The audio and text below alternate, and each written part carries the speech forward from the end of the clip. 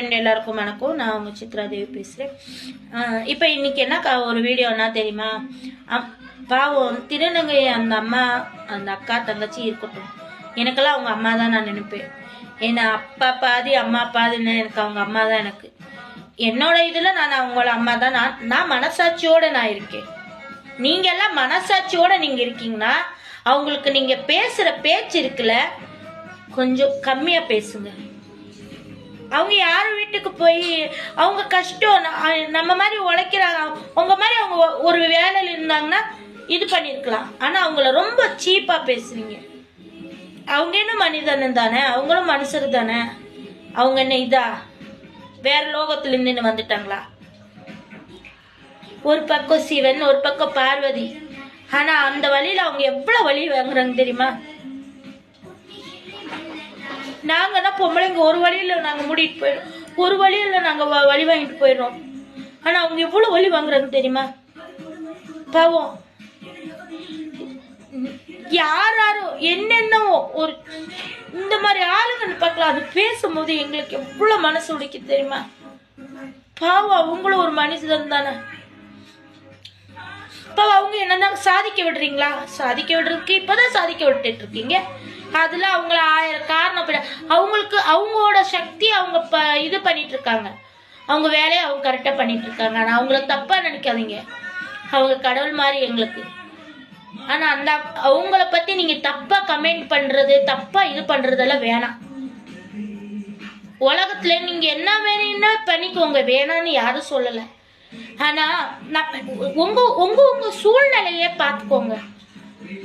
நீங்க இப்ப சொல்லிருவீங்க கடவுள்னு இருக்காங்கப்பா, கடவுள் உண்மையா இருக்காங்க. ஏன்னா சாதிக்கிறவங்களுக்கும் சாதிக்காம தெரியும். நாம எங்களால எல்லாம் முடியும்னு சொல்ற ஆளுங்க நீங்க. எங்களால முடியும், நாங்க சாந்தியமா போறவங்க. நாங்க அவங்க ஏதோ ஒரு இது பண்ணிட்டு போறாங்க. ஆனா திருநங்கைகளை பத்தி நீங்க தப்பா பேசுறீங்க. அவங்க ஒரு பக்கம் பார்வதி சிவன் பார்வதின்னு நினைச்சிட்டானா அவங்க கடவுள் எங்க இருக்கான்னு தெரியுமா? அவங்கள்ட்ட தான் இருக்காங்க. நான் சொல்வேன், நான் நம்புவேன். நான் கும்பிடுற கடவுள் சத்தியமா அவங்கள்ட்ட தான் கடவுள் இருக்காங்க.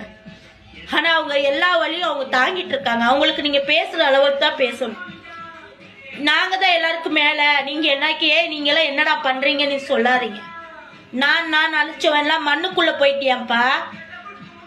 எத்தனை நாள், எத்தனை வருஷம், எத்தனை மாசம் இருப்பீங்க? சொல்லிட்டு காலை ரெட்டு கெட்டியா பண்ணிட்டு போயிருவீங்க. அப்புறம் என்ன பண்ணுவீங்க? ஒன்றும் பண்ண முடியாது. சாதிக்கிறவங்களுக்கு சாதிக்க விடுங்க, வாழ்றவங்களுக்கு வாழ விடுங்க. நாங்க இப்படிதான் வாழ்றதுக்கு கிடைப்போம், நாங்க இப்படிதான் பேசுவோம், நாங்க இப்படித்தான் பண்ணுவோம்னு சொன்னா நாங்கெல்லாம் ஒன்றும் செய்ய மாட்டோம். கடவுள் இருக்கல்ல, இப்ப நீ நல்லா இருக்கலாம். இன்னைக்கு நடக்கிறது இப்பயே காட்டுற கடவுள் உண்மையா இருக்காங்க. அது உங்களுக்கு நடக்கும்.